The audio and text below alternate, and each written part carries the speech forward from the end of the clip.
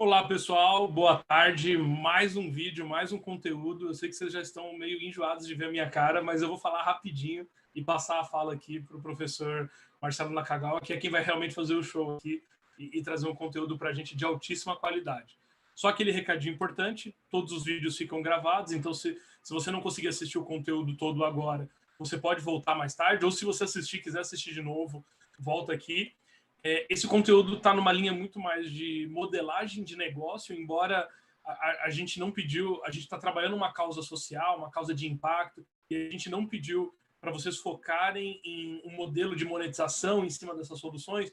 É importante que você siga ali uma premissa de que tudo que é criado, seja de impacto ou não, seja social ou não, é um negócio, e aí precisa passar por algumas etapas de validação e por algumas etapas de modelagem. Então, o professor Nakagawa vai explorar um pouco esse cenário.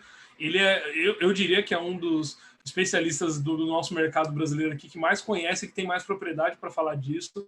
A gente já se conhece já de longo tempo. Antes de Xiaomi existir, a gente já fazia alguns outros eventos menores e o professor sempre apoiou, sempre foi um parceiro. Então, professor, antes de te passar a palavra, queria agradecer em nome do time da Xiaomi, em nome da iniciativa, em nome da Astela que está com a gente aqui comandando essa operação, e dizer que é muito especial ter você aqui. A gente fica super feliz porque a cada live a gente vai reencontrando, falando com pessoas que fizeram parte da história e levaram a gente até onde a gente está, e você fez parte. Eu lembro lá atrás, quando a gente ainda falava de ProtoRec, você foi lá e participou e teve um envolvimento, e isso influenciou a gente chegar até aqui. Então, seja bem-vindo ao Mega Hack Covid-19. É uma honra ter você aqui com a gente. Vou te passar a palavra, se você quiser começar se apresentando, e aí você pode tocar o conteúdo. No finalzinho, quando eu ver que está acabando, eu volto aqui, e aí se tiver algumas perguntas ali, eu te ajudo na resposta e na interação. Perfeito. Obrigado, Rodrigo. Não sei se me escutam bem aí. Tá ótimo, só. Tá ótimo. Deixa eu só pegar aqui já vou deixar a apresentação pronta aqui, a gente começar a conversar. Não sei se todo mundo vê minha tela aí. Acabou de aparecer, professor. Isso, perfeito. Tá bom. Então, vamos lá. Eu sou Marcelo Nakagawa, né, para quem não me conhece, eu também não sou tão conhecido assim. Eu sou professor, né, hoje, né, basicamente eu sou professor de empreendedorismo e inovação de várias escolas, do INSPER, da FIA, da Fundação Dom Cabral, do Instituto Butantan. Já tenho aí por volta de 30 anos de experiência como executivo, né, e principalmente na área de capital de risco, na área de inovação. E hoje eu tenho uma parte do meu trabalho como docente na área de empreendedorismo e inovação. Eu lidero alguns projetos de consultoria também na área de inovação para algumas corporações, tá? Então eu tenho aí nessa área de empreendedorismo 20 anos, né? Eu comecei lá por volta de 2000, na época atuando muito fortemente com a Endeavor, e depois eu venho atuando em várias frentes, e hoje, né, uma das minhas principais áreas de interesse são os negócios de impacto, negócios aí que conseguem equilibrar impacto social, ambiental, mas também ter algum retorno financeiro, né? Hoje, né, então agradecer primeiro o Rodrigo e a Xiaomi aí por essa iniciativa, também a Stella e outros apoiadores, desse movimento, né, que está sendo feito aqui para desenvolvimento de novos negócios, nessa situação e nesse momento que a gente está vivendo agora, que é um momento que ninguém previu, e é um momento bastante difícil para todos nós, e cada um aí tem o seu desafio pessoal e profissional, e principalmente familiar, e lidar com o que a gente está passando agora, né? Mas, né, a gente precisa continuar lutando, né, e aí do ponto de vista profissional, pensar novos modelos de negócio, olhando a situação que a gente está tendo agora. Então, eu vou falar basicamente de modelo de negócio, talvez para algumas pessoas esse conteúdo seja recorrente, né, porque já viram isso daí em outros momentos, né? Para algumas pessoas isso pode ser algo muito novo, então eu peço desculpas se eu for muito repetitivo, mas eu queria passar pela parte mais básica, né, para depois abrir para as perguntas aí, para pegar as dúvidas mais pontuais, né? Então, começando, né, pela situação atual, né, não sei se alguém viu essa situação que a gente está tendo agora, e uma das coisas que eu gosto que eu vou lembrar, né, no futuro, é que todos os jornais, isso aqui foi um movimento que aconteceu na Argentina e também aconteceu no Brasil, todos os jornais aí colocaram a mesma capa, foi a primeira vez na história da mídia brasileira, que todos os jornais estavam realmente alinhados com a mesma causa, com a mesma opinião, né, com essa questão de que juntos vamos derrotar, né, o vírus e toda essa situação, mas a gente vai passar, né, está passando por momentos muito difíceis aí, né? Isso implica, quando você pensa do ponto de vista de empreendedorismo, muitos empreendedores estão tendo muita dificuldade, e talvez essa dificuldade piore nos próximas semanas e meses, mas, por outro lado, né, se você tem dificuldade de um lado, outros empreendedores conseguem enxergar a oportunidade nessa situação. Então, eu só queria colocar alguns elementos aí para vocês pensarem, né, em novas oportunidades, né? Então, a primeira coisa que está acontecendo e vai acontecer, a gente vai voltar para uma situação que a gente vivia muito há 20 anos atrás, que era empreendedorismo por necessidade. Eu lembro que quando você a trabalhar com isso, né, eu falava muito da questão do nível de desemprego, essa preocupação com o futuro do trabalho, né, e na época muita gente empreendia porque não tinha condições de conseguir um bom emprego e aí tinha que abrir o seu próprio negócio, né. Meio que a gente volta com essa situação agora, nessa situação de talvez uma escalada do desemprego, por isso abre uma oportunidade para você inovar, né, no que o MIT chama de inovação inclusiva, e o MIT até tem um prêmio de inovação inclusiva, que é negócios que são inovadores, mas que também estejam comprometidos para gerar renda para mais pessoas. Então, como é que eu inovo ao mesmo tempo que eu consigo gerar renda para mais pessoas, né? Porque você tem vários tipos de inovação que, de uma certa forma, geram desemprego. Uma série de automatização, por exemplo, né? Não que eu seja contra, isso pode impactar, né? Impacta muitas vezes, né? Na queda da demanda de trabalho, né? Mas, por outro lado, você tem vários novos negócios que podem, né, gerar mais trabalho e mais renda para as pessoas. Então, tem uma oportunidade muito bacana aí, no sentido de você pensar ideias de negócio que gerem mais rendas para as pessoas. O que vai acontecer também é uma situação bastante chata, né? Várias startups que eram boas startups, resolviam bons problemas, tinham bons modelos de negócio, mas por uma questão basicamente de fluxo de caixa, essas startups vão desaparecer. E o que vai acontecer? Você vai ter novas versões dessas startups. Então, porque a startup era boa, resolvia, né? Você tinha lá um bom modelo de negócio, então vai ter renascimento, talvez não, infelizmente, pelos mesmos empreendedores, mas você vai ter as mesmas versões, mas numa nova roupagem. Tem essa que eu estou chamando de re-startup, né? Você tem novas demandas aí de novos comportamentos, né?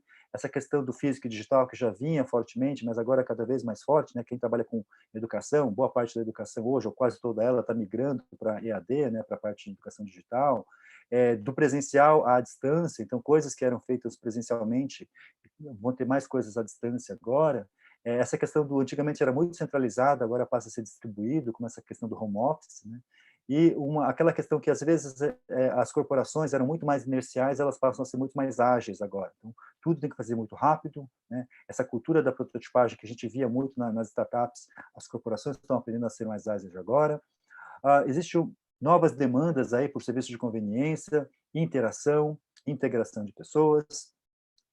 Por outro lado, né, o que vai acontecer também, né, a gente vai ter novas, antigas necessidades. Como a gente está preso agora, né, cada um nas suas residências aqui, a partir do momento que a gente voltar a uma situação normal, muito provavelmente a gente vai querer também ter mais interação pessoal, vai ser uma coisa meio antagônica, né, porque a gente está tão fechado agora, a gente quer encontrar com as pessoas, a gente quer conversar com as pessoas, a gente quer, né, sair para um happy hour físico mesmo com as pessoas. Então, talvez tenha espaço aí para mais interação pessoal, mais indulgências, né? A pessoa muitas vezes ela percebe quão frágil ela é.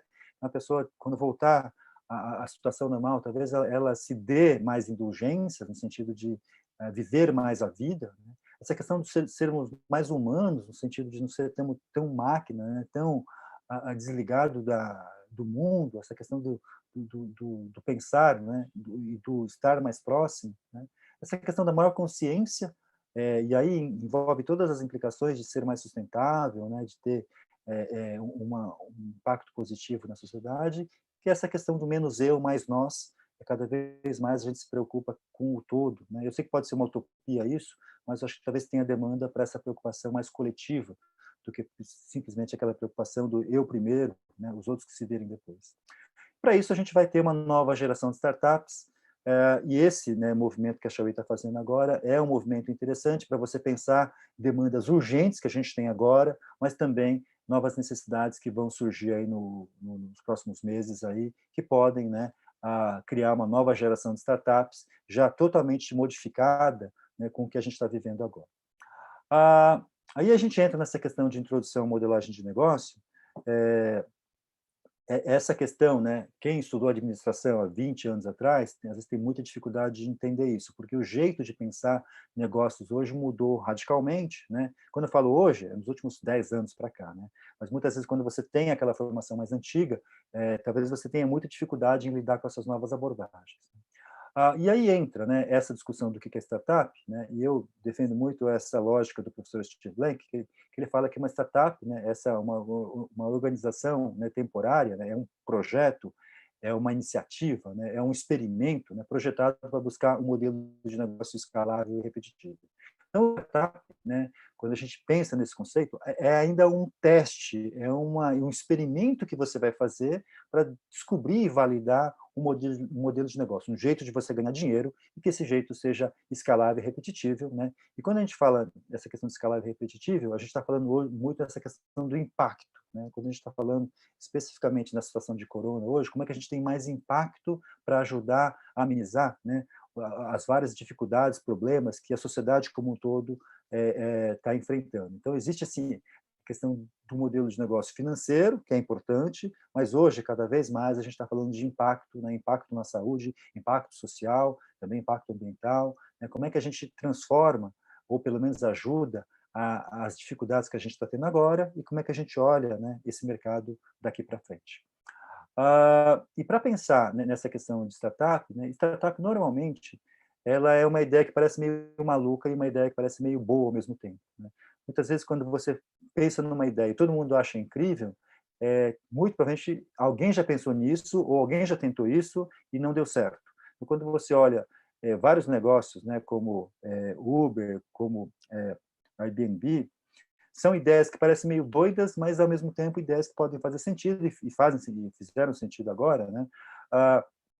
Mas no início, né, quem entraria num carro de alguém que você não conhece, nem quem ficaria na casa de uma pessoa que você não conhece, nunca viu na vida? Parece uma ideia meio doida, né?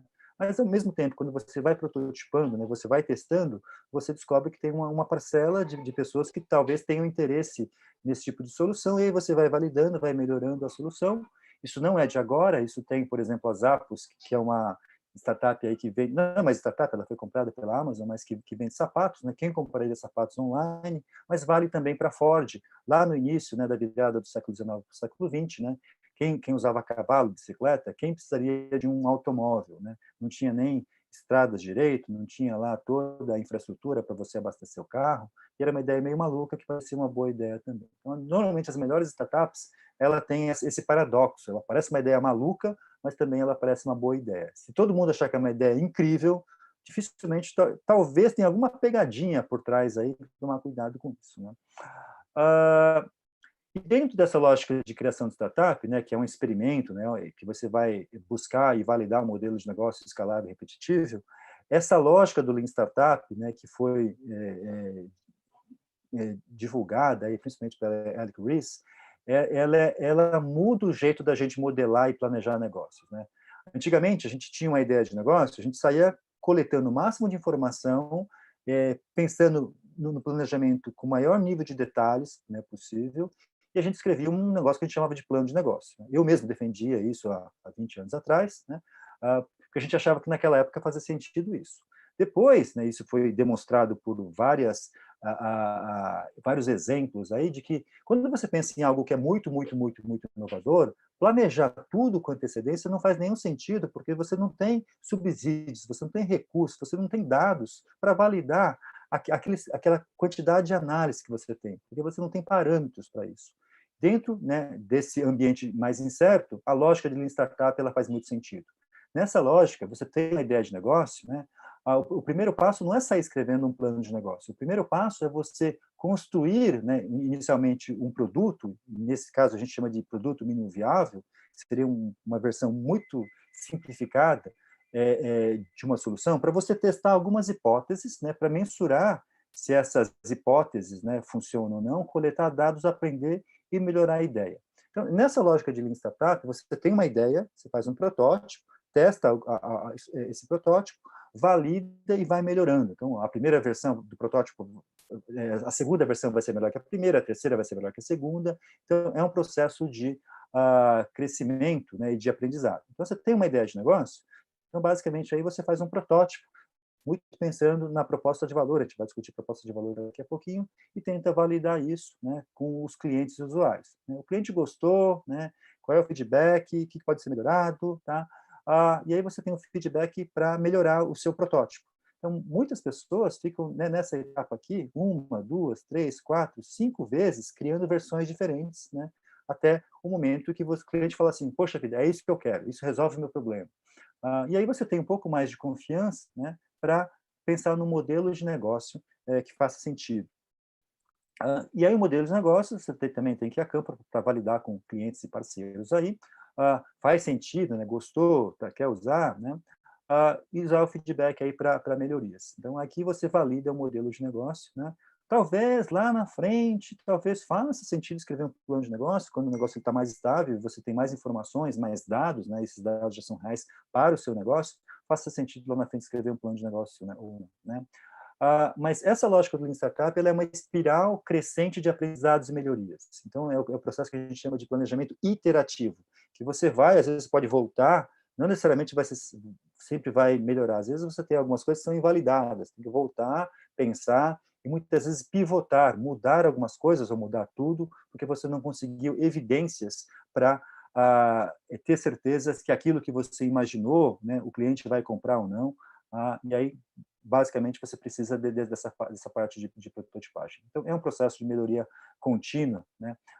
E isso tem sido aplicado nas startups, né? Hoje, praticamente todos os principais empreendedores dominam essa lógica e cada vez mais grandes empresas têm aprendido a trabalhar com essa lógica de prototipagem. Dentro da lógica de uma startup, existe um conceito, que é um conceito também muito importante, chamado Customer Development. Nessa lógica de Customer Development, você monta uma solução, né, mas você tenta descobrir o cliente primeiro, né, tentar descobrir qual é o problema que esse cliente quer que você resolva para ele ou para ela. Né. E a partir da definição do problema aqui, você vai começar a pensar na solução. E para validar realmente o problema e solução, você precisa de um MVP, que a gente chama de produto mínimo viável. Eu vou entrar em detalhes daqui a pouquinho, mas você precisa de uma espécie de um protótipo para começar a validar algumas hipóteses, alguns achismos que você acha, tá, que o cliente, né, quer, qual é o problema que você quer resolver, qual é a solução que você acha que o cliente quer. Você começa a validar essa lógica aqui, o problema, a solução, com um MVP, com um protótipo funcional aqui. Tá? A partir do momento que você descobre que quem é o cliente, qual é a dor, qual é o problema, né, e o cliente ele começa a validar, você entra numa fase aqui de definir melhor o produto e começa a entender melhor o mercado, o tamanho do mercado que você quer atuar. Né? Às vezes, você até resolve um problema, pensando numa solução, mas às vezes o produto ele não é viável, ou tecnologicamente, ou mercadologicamente, ou financeiramente. Né? Ou às vezes o mercado que você quer atingir é um mercado que é muito pequeno, não vai sustentar a empresa. Esse mercado, né, o potencial de vendas, às vezes pode ser muito pequeno, e a empresa ela não vai conseguir atingir um nível de fluxo de caixa, né, de lucro e fluxo de caixa, que pague, né, o esforço dos empreendedores, e ela não é sustentável financeiramente. Então, muitas vezes aqui você tem que pivotar, né, e voltar aqui, descobrir um novo cliente aqui. Né. Dado que você conseguiu descobrir esse fit, né, essa relação entre um ótimo produto e um mercado, né, bastante atrativo, você começa a pensar no modelo de negócio, né, como que você vai ganhar dinheiro, como que você vai ter impacto nesse mercado aqui, né? Acaba desenvolvendo um jeito de você ir para o mercado, né, esse que chama de roadmap de vendas e marketing, né? Como é que você vende melhor esse produto, né? Aí, a partir daí, você pensa em criar a empresa, e a partir daí, né, você cria o negócio e começa a escalar o negócio. Nessa fase aqui, né, de Customer Discovery, né, de descoberta do cliente, validação do cliente e da criação da empresa, essa fase aqui você está naquela fase de ainda, porque você está descobrindo e validando o modelo de negócio. A partir do momento que você descobre esse modelo de negócio, né, teoricamente você deixa de ser uma startup e passa a ser uma scale-up se você crescer aí, continuar crescendo de uma forma exponencial e rápida, né? Então, essa fase aqui, que é uma fase ainda de descoberta e validação, essa é a fase, né, que esses novos modelos de planejamento e de modelagem de negócios são muito úteis. Tá? Então, para negócios que têm uma série de incertezas ainda, você precisa validar bastante coisa, essas ferramentas, né, que eu vou mostrar logo em seguida, são muito úteis. Então, falar um pouquinho das ferramentas de modelagem aí de startups, né? Uma primeira ferramenta que é fundamental é para descobrir qual é o problema. Porque muitas vezes o problema que a gente acha que não é aquilo, ou não é só aquilo. Conforme você vai interagindo com o cliente, você percebe que o cliente ele tem outras dificuldades, outras dores, né, além daquele problema principal que você imaginou. E se você resolver esses problemas menores, talvez, o teu produto começa a ganhar vantagem, ele começa a ficar muito mais persuasivo, né, do ponto de vista do cliente, ele bate o olho e ele percebe que tem um maior valor agregado lá. E para você descobrir qual é o problema, tá? Tem várias técnicas, né, mas uma das mais utilizadas é o que a gente chama de mapa de empatia. Nesse mapa de empatia, a gente define, né, quem que é o nosso cliente, tá? Você pode até fazer mais de um mapa de empatia, levando em consideração que talvez você tenha mais de um tipo de cliente, não tem nenhum problema você ter 2, 3, 4, 5 tipos de clientes, né? Mas para cada cliente, você tem que pensar quais são as dores, quais são as dificuldades, quais são as necessidades que esse cliente tem agora. Então, tem que ficar, né, geralmente a gente usa post-it, mas você pode escrever aqui. Esse mapa você encontra facilmente na internet, então ele é bastante divulgado. Então, aqui você vai pensar em quais são as dores, as dificuldades, as necessidades que esse cliente tem. Vai colocando tudo aquilo que você acha. Nesse momento aqui é achismo, tá? Você coloca todos os seus achismos aqui.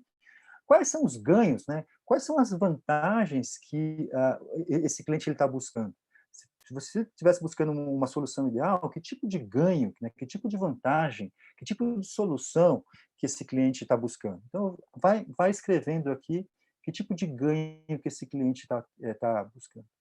Depois, é uma parte um pouco mais difícil, né? O que esse cliente normalmente fala e o que normalmente ele faz? Então, vai colocando assim frases que normalmente ele fala. É importante para você colocar essas falas, porque isso, de uma certa forma, você consegue tangibilizar depois na sua solução. Mas vai colocando coisas que normalmente ele fala, coisas que normalmente ele faz. Às vezes ele fala de um jeito e faz de outro, né? Às vezes ele fala e faz também do mesmo jeito. Mas coloca tudo aquilo que você imagina ou que você já viu esse cliente falando e fazendo. Mesma coisa, essa questão do que ele ouve, né? O que ele está ouvindo com relação a esse problema que você quer resolver, né? Outra coisa, o que ele pensa e o que ele sente com relação a esse problema. Então, vai colocando todos os seus achismos aí, tá? E o que ele vê. Ver aí no sentido visual mesmo, né? Com os olhos. O que ele vê normalmente? Ele vê uma determinada situação, nessa situação, né, quais são as características dessa situação? Ele vê, sei lá, algum tipo de aplicativo, ele vê a notícia, o que ele vê normalmente quando ele está associado a esse problema que você quer resolver, tá? E, né, o ideal é que você vá a campo, converse com as pessoas. Esse ir a campo hoje está muito difícil, né? Então, muito provavelmente você vai fazer isso online, mas conversar com as pessoas no seguinte sentido: você não vai perguntar o que você colocou aqui. É verdade que você tem tal dor? Né? Você não vai fazer esse tipo de validação. Você pede para a pessoa falar, né, um pouco mais da situação, né? E nesse bate-papo, vai sugerindo, né, qual tipo de desafios que você tem, né, que tipo de dores ou que tipo de necessidades. Não vai falar se você tem a necessidade A ou a necessidade B. Faz perguntas mais abertas e tenta validar se você colocou isso antes, né? Se você descobrir algumas coisas, você pode colocar novos post-its aqui, tá? E você vai invalidar muitas coisas. Às vezes você achava uma coisa e o cliente, né, você percebe falando aí com 3, 4, 5, 10, 20 clientes, isso não é recorrente, essa dor não é mencionada. Então, muito provavelmente não é uma dor importante, porque não foi mencionado. Então, você vai invalidar isso daí e vai tirar lá o post-it. Tá? E nesse processo de validação, você vai descobrir uma série de insights aqui. Tá? Então, essa ferramenta é super importante para você ter esse olhar do cliente, viver a vida do cliente, interagir para descobrir uma série de dificuldades, dores, necessidades. Tá? E aí, isso é muito útil para uma segunda ferramenta, que é o Canvas da proposta de valor. Tá? Nessa ferramenta aqui, você sai do mapa de empatia, né, faz o mapa de empatia, E, ao fazer o mapa de empatia, você vai ter muito mais facilidade em utilizar essa ferramenta aqui. Né? Essa ferramenta, ela vai te obrigar a pensar na melhor proposta de valor para a sua ideia de negócio. Tá? Então, isso aqui, ele te obriga a abstrair um pouquinho a sua ideia de negócio inicial. Tá? Então, nessa ferramenta aqui, né, dado que você tenha feito aqui um mapa de empatia, você começa a preencher um negócio que a gente chama de jobs to be done. Jobs to be done é um pouco difícil de ser explicado, mas ele é fácil de você ser percebido a partir de exemplos. Né? Jobs to be done são tarefas que o cliente queira que essa solução, né, execute para você. Então, de jeito meio complexo, mas assim, jobs to be done são soluções, né, que o cliente está buscando no teu produto ou no teu serviço. Tá? Depois, se você quiser estudar mais, né, se colocar Marcelo Nakagawa Jobs to be done, você vai achar um arquivo que eu tenho lá no LinkedIn que dá uma definida melhor. Mas aqui você vai definir quais são as tarefas que esse produto deveria executar para o seu cliente. E aqui, basicamente, são 4 tipos de tarefas, né? 4 tipos de jobs. Você tem o job funcional, que é a tarefa mais básica, o benefício mais básico. Você tem o job operacional, que são tarefas que facilitam o consumo daquele produto, daquele serviço. Você tem o job emocional, que são tarefas que fazem com que o cliente se sinta melhor com ele ou com ela, quando ele ou ela usa esse produto, esse serviço. E você tem o job social, que você se sente bem perante os outros quando você usa esse produto, esse serviço. Eu já volto nessa questão dos jobs, né? Mas você tem que lembrar que o teu produto ou o teu serviço ele tem que executar algumas tarefas para o cliente, tá? Que são jobs, né, funcionais, operacionais, emocionais e sociais. Depois você tem que imaginar aqui quais são as dificuldades, né? Essas aqui são as dores, quais são as dificuldades que o cliente pode ter quando ele decide comprar o teu produto ou o teu serviço, tá? Então, dado que você já conseguiu vender lá o produto, né, o serviço para o cliente, que tipo de necessidade ou dor que o cliente pode ter nesse momento? Eu não tinha essa dificuldade antes, mas nesse momento, a partir do momento que eu decido usar isso daí, eu posso ter essa dificuldade, essa dor. Então, tem que imaginar que todas as principais dificuldades, dores, necessidades que o cliente pode ter, né, quando ele ou ela decide comprar ou usar o seu produto. Para cada dor, necessidade aqui, você deveria imaginar um aliviador de dor aqui. Tá? Existe uma relação de para aqui, para cada dor, né, um aliviador de dor. Como é que você vai trabalhar essa dificuldade aqui? Qual vai ser a solução para essa dificuldade? Então, para cada dor, necessidade, né, um aliviador de dor. A mesma coisa vale para os ganhos, são ganhos adicionais, né? Que tipo de ganho que você vai oferecer para esse cliente que esse cliente não está esperando? Se você não entregar esse ganho adicional aqui, muitas vezes o cliente ele nem vai perceber, ele não vai nem notar, ele já vai estar tão feliz porque você já entregou os jobs aqui, já resolveu problemas adicionais. Esses ganhos adicionais aqui são ganhos que o cliente não está esperando, mas se ele ganhar, se ele perceber que ele está tendo esse ganho, ele vai ficar maravilhado com a sua solução, vai querer contar para as outras pessoas, né? Então, para cada ganho adicional aqui, você deveria pensar um gerador de ganho, né? Para cada, como é que você vai gerar esse ganho adicional aqui, né? Uma dica importante quando você for pensar em ganhos adicionais é que esses ganhos adicionais eles deveriam ser ou gratuitos ou muito baratos. Para você oferecer esse ganho adicional, você não deveria gastar muito dinheiro, não deveria ser muito complexo, tá? Como é que você entrega alguma coisa que é ou barata, né, muito barata, ou de graça, mas que o cliente ele percebe que o cliente ganhou algo a mais lá que ele não estava esperando, tá? Aí a gente coloca aí, né, os post-its e sai a campo para validar se o seu achismo faz sentido ou não perante o mercado. Tá? Sempre tem essa lógica da validação, tá? Aí a gente entra nessa lógica do MVP, tá? Que é basicamente, muita gente já viu essa figura aqui do MVP, né? Mas eu trabalho muito o MVP com os jobs to be done. Então, quando você pensa nos jobs funcionais, né, qual é a tarefa mais básica do teu produto? Tá? Então, você tem lá o benefício mais básico do teu produto. O job operacional são tarefas que facilitam o consumo daquele produto ou daquele serviço. Né? Então, quais são as características que vão facilitar o consumo desse produto ou desse serviço? Qual é o job emocional? Né? Quais são as tarefas que fazem com que você se sinta melhor com você mesmo quando você usa o teu produto, o teu serviço? Tá? E o job social, por que você vai se sentir bem perante os outros quando você usa essa solução? Deixa eu avançar um pouquinho mais. Isso aqui é só um exemplo, né? Uma câmera que seja portátil, autofilmagem, pequena, prática, resistente, use em aventura, tá? Então, isso aqui são os jobs. Como é que você prototiparia isso, né? Isso aqui é um exemplo real, né? Esse sujeito aqui é o Nick Woodman, fundador da GoPro. Essa daqui foi o primeiro protótipo da GoPro. Então, ele foi lá, isso aqui é uma câmera que tem autofilmagem, né, que ela é, cadê aqui? É pequena, prática, resistente, usa em aventura. Tá? Então, ele conseguiu demonstrar essas características, né, esses jobs, rapidamente, e conseguiu feedbacks para criar uma segunda versão da GoPro, e depois uma terceira, uma quarta, né? Um outro exemplo aqui muito conhecido é do Airbnb, né? Você tem hospedagem segura, conveniente, barata e disponível. Né? Então, eles fizeram lá um MVP, um protótipo, né? Um produto mínimo viável, e aí conseguiu validar algumas coisas. Teve muito fracasso no início, né? Mas eles conseguiram ouvir bastante pessoas aí, conseguiram se pivotar algumas vezes, né? Mas esse foi o primeiro protótipo que eles aprenderam bastante. Aí a gente entra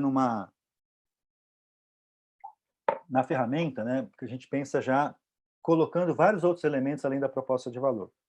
Essa ferramenta aqui chamada Lean Canvas, ela é muito útil, né, para aqueles empreendedores que estão bem no comecinho ainda, né, antes de pensar na proposta de valor como um todo, né, antes de pensar no modelo de negócio de uma forma abrangente, o Lean Canvas ajuda a arrumar um pouquinho, né, o que você está imaginando como ideia de negócio, né, e como startup, né. Então, nessa ferramenta aqui, você começa definindo, né, primeiro, né, quem são os seus segmentos de clientes e quais são os problemas que esse segmento de clientes tem. Então, você enumera aqui os segmentos de clientes. Nessa parte aqui, você pensa em quais são as soluções existentes hoje. Tá? Muita gente fala assim, meu produto é inovador e não tenho concorrente. Espera aí, né? Se você está resolvendo uma dor, muito provavelmente essa dor está sendo resolvida de alguma forma, talvez não seja da sua forma, né? Mas se tem uma dor, uma necessidade de mercado, o cliente está resolvendo aquilo de alguma forma. Então, você tem que pensar em soluções existentes hoje, mesmo que não tenha nada a ver com a sua solução, né? É importante pensar, dado esses problemas que você imaginou aqui, como que esse problema está sendo resolvido hoje. Tá? Aqui a solução tem muito a ver com o teu MVP, com o teu protótipo. Como é que você pensaria um protótipo aí a campo? E ao testar esse protótipo, que tipo de métrica, que tipo de indicador que você deveria olhar para ver se esse protótipo está sendo aceito ou não. Tá? Aqui você não vai vender o produto muitas vezes. Aqui você quer ver o nível de aceitação, né, o nível de uso, a percepção do cliente com relação a como você resolve o problema. Né? Então, aqui você vai colocar métricas que estão associadas principalmente à validação do MVP. E o MVP não foi feito para você vender e ganhar dinheiro com isso. O MVP ele foi feito para você aprender a melhorar, né? Então, essas métricas aqui tem que estar muito associada, principalmente essa questão da aceitação e validação, né, de métricas que são relevantes para o MVP aqui. Aqui você vai colocar a sua proposta única de valor, no sentido de como que você, né, explica o que você está entregando de valor para o cliente, né, e por que essa a sua proposta de valor é diferente do que já tem no mercado. Esse high level concept aqui te ajuda a pensar muito, né? Eu vou ser o Uber de tal coisa, eu vou ser o Airbnb de tal coisa, eu vou ser o McDonald's de não sei o quê. Então, como é que você simplifica o que você está pensando em fazer com um conceito que muitas vezes já existe? Então, né, esse high level concept ele te ajuda a tangibilizar de um jeito bem simples aquilo que você está imaginando. Um fair advantage está associado a algum segredo, né, alguma vantagem que só você tem, né? Que tipo de mágica que você tem lá, que está escondido, aquele truque que você tem, que vai te dar uma vantagem competitiva, né, importante. Né? É importante ter essa mágica escondida aí, porque é isso que vai, de verdade, né, fazer com que você tenha um grande diferencial. E essa mágica tem que funcionar, é claro. Né? Quais são os canais que você vai levar para o mercado? Né? E aí, pensando nos segmentos que você já imaginou, e quem vão ser os primeiros adotantes, né? Quem vão ser os primeiros clientes. E aqui você vai colocar uma ideia de como é que você vai ganhar dinheiro nessas receitas e qual é o custo, os principais custos que você vai ter. Tá? Fazendo isso e validando, você, né, vai chegar um momento que faz mais sentido você pensar no Canvas do modelo de negócio, que de todos os Canvas é o mais conhecido. Né? Historicamente, o Osterwalder escreveu uma tese de doutorado lá em 2004, defendeu a tese. Na tese, ele apresentou essa abordagem aqui. Depois ele contratou lá um designer, né, pediu para outras pessoas darem feedback. O projeto dele melhorou demais, tanto do ponto de vista de conteúdo como visualmente. Né? Depois ele acabou lançando essa ferramenta aqui, e esse livro, ele é lindo, né? Para quem já viu, esse livro é maravilhoso. Se você entrar no site do Business Model Generation, vocês vão encontrar as primeiras páginas do livro, você consegue ler, né, e consegue aprender bastante, mas tem muita coisa associada a esse canvas do modelo de negócio na internet. Tá? Então, basicamente, o canvas do modelo de negócio, né, original aí trabalha com 9 partes. Tá? Então, você deveria pensar aqui, deixa eu tirar essa parte que é mais visual, Você deveria pensar aqui em qual é a proposta de valor. Se você já fez lá o Canvas da proposta de valor, isso aqui é basicamente um resumo disso, né? Segmentos de clientes que você já conseguiu validar no Lean Canvas, e aqui você coloca, né, os seus principais clientes. Canais, já conseguiu validar lá no Lean Canvas. Esse Customer Relationship aqui está associado a como que você vai interagir com o cliente. E aqui eu defendo muito uma abordagem chamada AIDALA. A IDALA é de atenção, interesse, desejo, ação de compra, lealdade e apóstolo. Então, aqui você tem que colocar iniciativas, né? O que você vai fazer para chamar a atenção do seu potencial cliente? O que você vai fazer para gerar interesse nesse cliente? O que você vai fazer para criar o desejo de compra nesse potencial cliente? O que você vai fazer para que o cliente tenha a ação da compra? E aí não é só vender, o que você vai fazer para o cliente continuar leal, né, à sua solução, e principalmente o que você vai fazer para esse cliente ser uma espécie de apóstolo, uma espécie de embaixador que vai divulgar, comunicar o seu produto, né, a sua solução para outros conhecidos aí. Então, essa lógica de AIDALA, se colocar AIDALA, Marcelo Cagal, vocês vão achar também, muita coisa na internet, mas o que eu faço para chamar atenção, gerar interesse, criar desejo, facilitar a ação da compra, criar lealdade e criar esse cliente que é um cliente apóstolo. Então, quais são essas iniciativas aqui? Fontes de receita, né, muito parecido com o Lean Canvas. Aqui, você já, um pouquinho mais avançado, você pode pensar em quais são os recursos-chave que você precisa, quais são as atividades principais que você deveria executar, quais são os parceiros-chave, né? Os parceiros-chave são pessoas, empresas que vão te oferecer ou acesso a atividades-chave ou acesso a recursos-chave. Né, e aí, com base nisso, você consegue entregar a sua proposta de valor. Mas parceiros-chave ou entrega atividade-chave ou recurso-chave. E aqui a estrutura de custo, quais são os seus principais custos aí. Novamente, você coloca aí, né, vários post-its, e aí vai a campo validar, conversar com as pessoas se aquele teu achismo que você colocou no post-it, se isso faz sentido ou não, se é validado, invalidado, se vai ser melhorado ou não. Tá? Nessa lógica do Canvas tradicional, né, Marcelo Cagal, eu acho que está faltando algumas coisas. Eu sempre peço para que as pessoas também olhem, além dessas 9 partes aí, também olhem a questão da competição. Tá? Então, quais são os competidores hoje dessa solução? Né? Talvez você não tenha competidor exatamente igual, né? Mas quais são as soluções substitutas? Né? Qual é o poder aí de novos entrantes? Aqui a gente utiliza muito um conceito chamado 5 forças de Porter para fazer esse tipo de análise. Aqui, forças de mercado. Quais são as forças de mercado que podem atrapalhar ou ajudar o seu modelo de negócio? Aqui a gente utiliza uma ferramenta de análise chamada PESTEL. PESTEL, né? PESTEL, o P é de forças políticas, E, né, de forças econômicas, S, forças sociais, T, forças tecnológicas, o outro E é de environment, de forças ambientais, e o L é de forças legais. Então, essas forças, né, políticas econômicas, sociais, tecnológicas, ambientais e legais, quais forças podem impactar o seu negócio, positivamente ou negativamente. Né? Peço também para pensar em tendências de mercado. Você está montando esse negócio aí, né, baseado em qual tendência de mercado? Essa tendência de mercado tende a crescer nos próximos anos? Ou é uma tendência de mercado que só vai durar os próximos meses? Né? Ou não tem tendência nenhuma? Né? E também tem uma última lógica aqui, que eu chamo de otimizações, né? Muitas vezes você vai pensar no seu modelo de negócio ideal aqui, mas para começar, você não vai ter dinheiro, tempo, né, pessoas para fazer esse modelo de negócio incrível que você imaginou e validou aqui. Então, você vai ter que começar, às vezes, fazendo algumas gambiarras, fazendo alguns ajustes, né? Então, coloca algumas otimizações que você vai fazer aqui, tá? E aí, no início, assim mesmo, talvez você tenha que fazer uma versão muito mais simplificada daquilo que você está imaginando, às vezes trabalhar em casa em vez de trabalhar no escritório, são várias otimizações aqui que você deveria pensar, tá? Então, essa é a lógica que eu chamo de canvas do modelo de negócio ampliado, tá? Que força a pessoa a pensar não só, né, nos principais itens aqui do modelo de negócio tradicionalmente, né, apresentado pelo Osterwalder, mas eu também gosto de pensar que você não está no mundo, né, maravilhoso, que tudo vai dar certo, né? Tem um monte de coisa que vai dar errado e um monte de gente que pode te atrapalhar, como concorrência, como força de mercado, como uma tendência que de verdade não existe, né? E às vezes você gastar mais tempo, dinheiro, buscando em alguma coisa que talvez no momento zero não faça sentido. Então você vai buscar a otimização aí. Queria parar aqui em função do tempo, tá? Deixo aqui o meu contato, né? Quem quiser me acionar pelo LinkedIn, a gente conversa por lá. E aí eu volto para o Rodrigo, né? Para se tiver alguma pergunta, alguma resposta. Não, pergunta, né? Eu com 2 respostas. E a gente bate um papo agora. Fala, professor. Obrigado pelo conteúdo, muito bacana, sempre uma aula ouvir você compartilhar um pouco.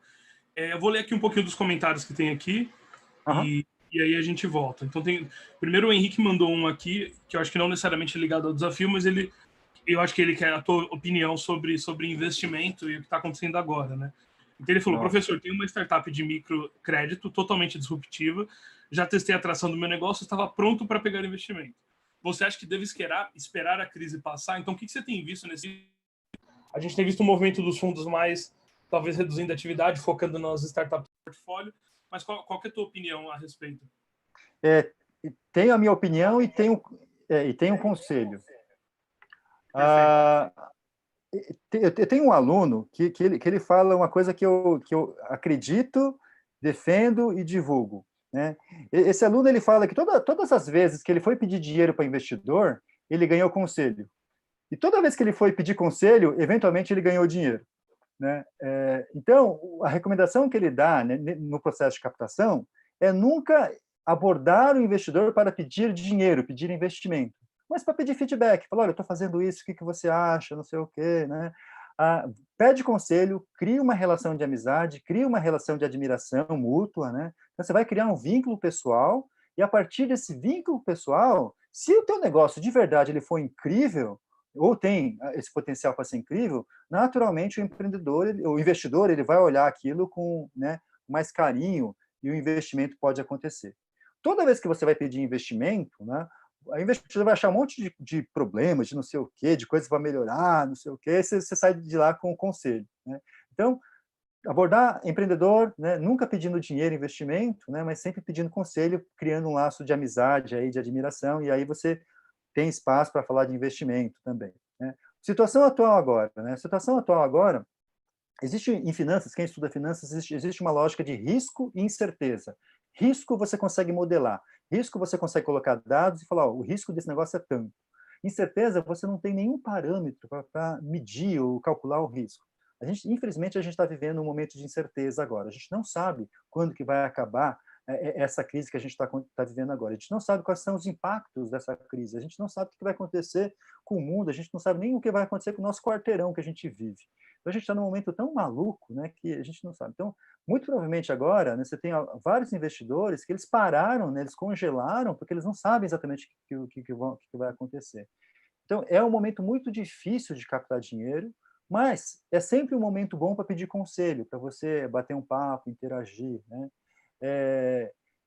Eu tenho falado com alguns amigos que são investidores, né? Vários negócios que estavam, inclusive, fechados, os investidores deram para trás e cancelaram a operação. Assim, é triste porque o parâmetro de negócio para essa startup mudou drasticamente e a investidor falou, olha, eu não quero mais investir, né? Mas está com o contrato assinado, me processa e fica por isso mesmo. A gente está numa situação bastante complicada agora, tá? Mas, tá, quem trabalha com microcrédito, por exemplo, ou com quem trabalha com outras fontes, existem algumas linhas que estão abertas ainda, que são linhas governamentais. Eu faço parte da FAPESP, a FAPESP tem uma linha chamada PIP, né? O PIP tem 4 chamadas por ano, a gente consegue colocar até R$200 mil para fazer o protótipo e depois até R$1 milhão para fazer o go-to-market. Funciona para plataformas, inclusive até tinha uma plataforma que eu lembro lá de microcrédito, acho que chamava Grana, alguma coisa assim, que tinha lá, foi financiado pela FAPESP, tem esse dinheiro, tá? E a gente tem essa chamada do Covid agora, tá? Junto com a FINEP, é uma chamada específica para Covid, então é uma linha que vai ser aprovada muito mais rapidamente, então tem essa linha específica para quem vai trabalhar com Covid, mas quem vai trabalhar com outros negócios, você tem um negócio muito inovador, vale olhar o PIP da FAPESP, que tem dinheiro, esse dinheiro ele continua normal lá, funcionando. Perfeito. E aí, professor, a Laís, ela colocou aqui, acha que teremos mais necessidade da experiência de compra? Ou, ela complementou, né? Então, uma startup, digamos que é o primeiro passo para uma futura empresa tradicional? Sim, não, tá? Tem startups que, se você olhar bem, né, boa parte dessas grandes empresas foram startups no início, né? Então, se você olhar lá, Netflix tem a história do McDonald's, né? McDonald's no início lá, o modelo de negócio não estava bem definido, depois eles descobriram o modelo de negócio, quando descobriram que o modelo de negócio era imobiliário, aí o McDonald's cresceu, então o McDonald's no início era uma startup, do ponto de vista de modelo de negócio, né, a ser validado. Então, historicamente, várias grandes empresas hoje são startups, só que elas foram sendo burocratizadas e ficaram inerciais, quer dizer, elas ficaram muito lentas. Então, tem várias startups que estão virando grandes empresas do ponto de vista da lentidão. Tá? Por outro lado, você tem uma nova geração aí de startups que ficaram grandes e continuaram ágeis, né? Quando você olha um Google da vida, né? Quando você olha um LinkedIn, mesmo a Microsoft agora deu uma virada, né? Com o novo CEO, a Microsoft começa a ser mais ágil agora. Então, não necessariamente, né? Essa questão da startup virar uma grande empresa do ponto de vista mais burocrático, algumas vão virar com certeza, mas vários novos líderes hoje têm cabeça de empreendedor, jeito de empreendedor e admite como empreendedor. A questão da experiência do cliente, ela é sempre obrigatória, né? Você sempre deveria melhorar a experiência do cliente, porque o cliente vai mudando, né? A percepção do cliente vai mudando o tempo todo. E o teu desafio é melhorar a experiência do cliente o tempo todo. Né? Hoje de manhã cedo eu estava falando com o pessoal do caso da Quinto Andar. Quinto Andar, se você vê a experiência do cliente ao longo do tempo, né, da existência do Quinto Andar foi melhorando a experiência do cliente o tempo todo. Né? Então, essa lógica, ela é muito típica de startup, né, mas deveria ser também de grande empresa, melhorar a experiência do cliente o tempo todo. Nem sempre ocorre, principalmente na grande empresa. Perfeito. Aí, na sequência, a Amanda perguntou quais serão as principais dificuldades enfrentadas pelas startups com a crise de Covid. E aí ela complementou com uma segunda pergunta. No estágio inicial, quais critérios são utilizados para determinar o percentual o percentual da startup que o investidor vai ficar? A primeira, acho que é maiores dificuldades, e a segunda, acho que como definir o equity. São duas perguntas bem distintas, mas assim, a dificuldade da startup é a mesma das grandes empresas, é fluxo de caixa, né? Fluxo de caixa. O problema da startup é que, na startup, a gente trabalha com um conceito que a gente chama de curva J. A curva J, ela desce, depois ela sobe de uma forma bastante exponencial. Só que isso tem a ver com o fluxo de caixa. Você queima caixa, chega uma hora que você encontra um modelo de negócio, você começa a vender mais, começa a crescer exponencialmente, e aí o teu fluxo de caixa dispara. Essa é a esperança de todo empreendedor, de todo investidor. E boa parte das startups, elas estão na parte da curva J que está queimando muito caixa ainda. E boa parte das startups, elas têm, às vezes, dinheiro para rodar mais 3 meses, 4 meses, 5 meses. E a gente vai ver agora, né, uma quebradeira geral, e startups como elas estão mais negativadas, digamos assim, a gente vai ter muita história triste agora de empreendedores quebrando. E, de verdade, o negócio era incrível, só que foi atropelado, né, alguma coisa que não sabe de onde, e o fluxo de caixa vai acabar, né? Ou, na verdade, né, vai extinguir, a empresa vai ter que fechar, não porque ela é ruim do ponto de vista de negócio, ou, né, porque o fluxo de caixa estava numa tese de investimento e não vai ser performado.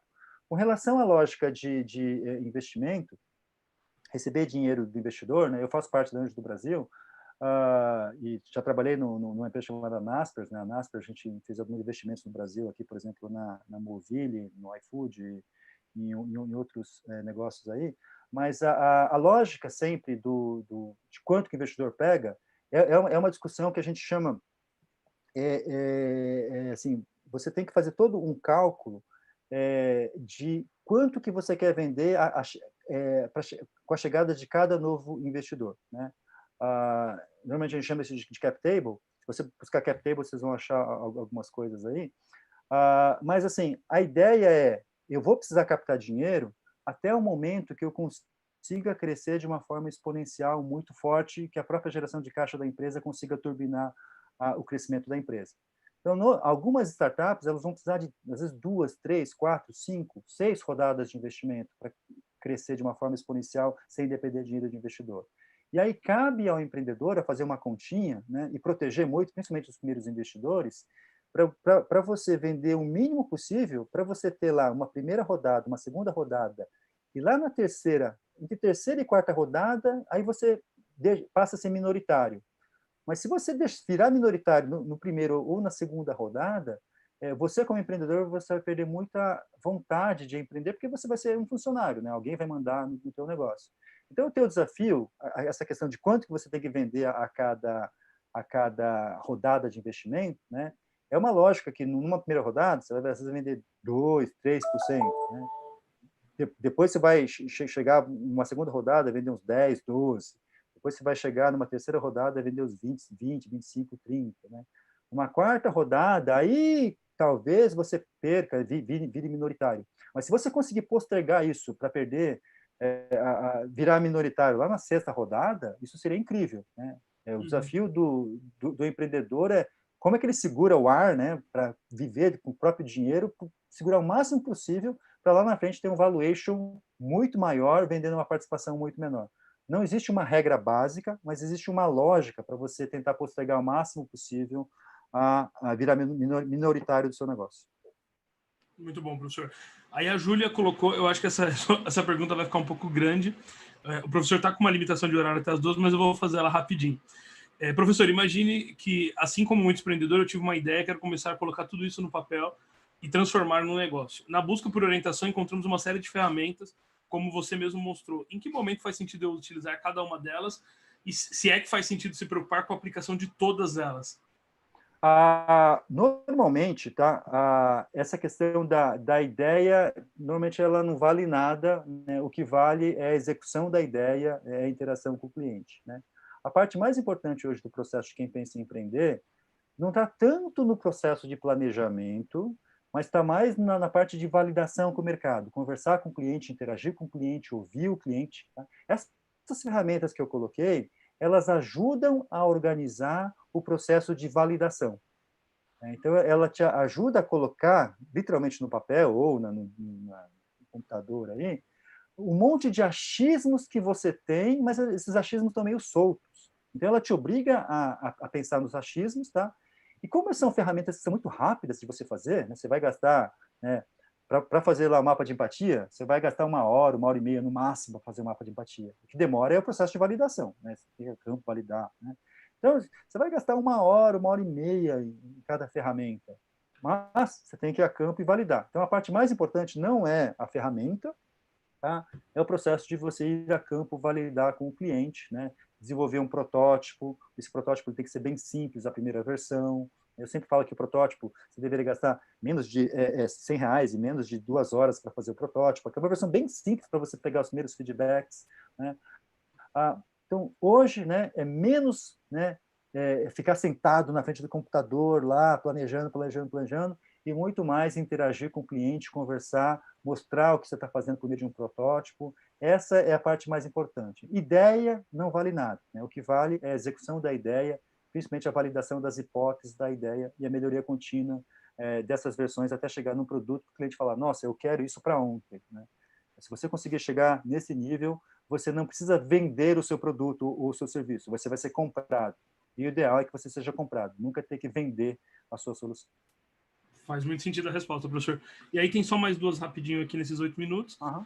A Dani, ela colocou, como você avalia o governo hoje na crise, contratando startups? Qual seria a sua perspectiva, principalmente no setor de educação pública? Você acha que é uma oportunidade para as startups esse movimento? E você acha que o governo consegue hoje, tem talvez a agilidade que precisa para contratar startups nesse momento? Quando a gente fala governo, a gente tem que... O governo é uma coisa muito ampla, né? Tem governo municipal, federal, né? O governo ele tem um problema legal, que é o processo de legislação de compras governamentais, que muitas vezes está associado, se bem que a gente está numa situação agora que permite compras mais urgentes, né? Existe o maior desafio da contratação de startups, seja por governo, seja por corporações, é o processo de integração da startup com a corporação, com o governo, tá? Eu acho que contratar hoje startup, ela não é tão difícil, tá? O maior desafio é integrar nas plataformas, né? Eu acho que cada governo aí está tentando fazer uma série de iniciativas aí.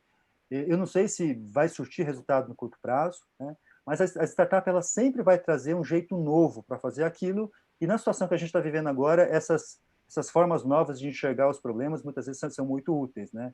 Não só na parte de educação, mas também toda essa parte, por exemplo, que a gente está falando muito de respiradores agora, né? É o fato de testar muitas coisas aí, né? Para validar, porque a startup rapidamente ela consegue fazer ajustes aí. Então, assim, não dá para responder todos os governos, né? Mas é uma iniciativa que é importante nesse momento e deveria continuar importante, né? Depois que a gente sair dessa crise. Perfeito, professor. E aí a última aqui da Laís.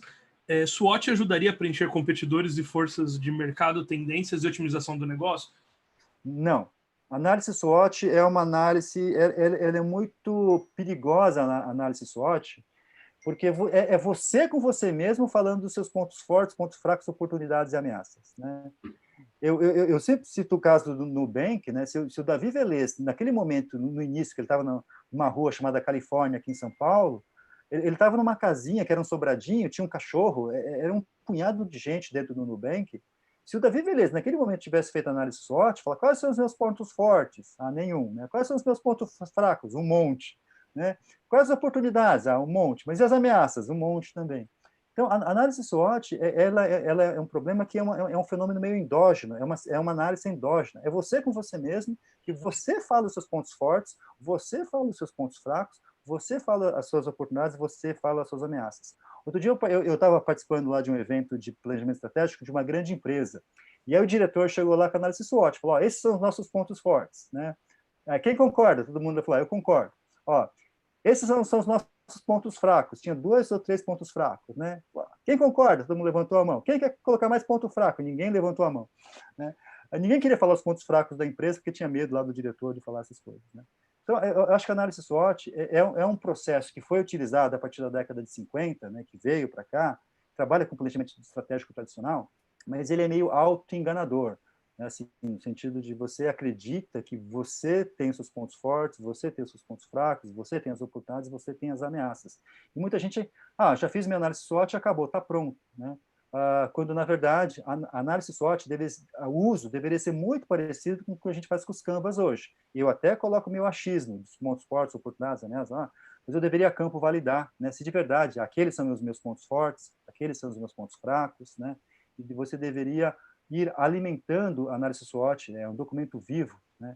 Não dá para você parar, colocar e sair fazendo. Então, eu tenho muito medo de análise SWOT para empreendedor, porque se o empreendedor fizer uma análise SWOT, ele nem sai de casa. Eu tenho tanta ameaça e pontos fracos aqui que eu vou ficar em casa, porque não vale a pena empreender. É isso. Excelente resposta, professor. A Priscila mandou um aqui, se der em um minutinho. Processo de sistema fabril descentralizado. O que o senhor pode falar sobre? Como é que é? Processos de sistema fabril descentralizado. Acho que no uso do negócio. Isso daí, a gente vai ter cada vez mais agora sistemas de gestão distribuído. Começa com o home office, tá? Mas quem acompanha o processo de toda a cadeia industrial, né? Várias fabricantes de aparelho celular parados por falta de componentes, várias montadoras paradas por falta de componente. Ao longo do tempo, isso foi centralizado muito, principalmente na China, com 1 ou 2 grandes fabricantes. Né? O que vai acontecer agora é que as empresas elas vão começar a diversificar, a distribuir a cadeia de valor. Então, vai ser cada vez mais normal o fato de você ter diferentes composições do processo fabril, com diferentes parceiros, né? O processo não só de fabril, mas de gestão, vai ser cada vez mais distribuído, sendo que você vai ter lá contingências, né? Se a primeira solução não funcionar, você vai ter a segunda, uma terceira, uma quarta, que é muito parecido com o que a gente tem com soluções em nuvem hoje. Se a primeira nuvem não funcionar, entra a segunda nuvem, mas isso passa a funcionar no mundo físico também, na parte de gestão de pessoas e também na parte da fabril e da parte de operações. Muito bom. Professor, não vou te segurar mais, está quase obrigado, 2 horas, já tem que tomar uma água. Mas obrigado de verdade pelo teu tempo. Eu que agradeço. Em nome da Xiaomi, em nome do projeto, e uma aula. Obrigado mesmo pela aula que o senhor trouxe. Conteúdo obrigado. Muito bem, muito obrigado, gente. Pode me chamar pelo LinkedIn, a gente vai conversando por lá. Obrigado. Com certeza. Obrigado, professor. Pessoal, encerrando por aqui mais um conteúdo. Obrigado para quem participou. Como de costume, fica gravado por aqui. Então, fiquem à vontade para voltar e assistir novamente.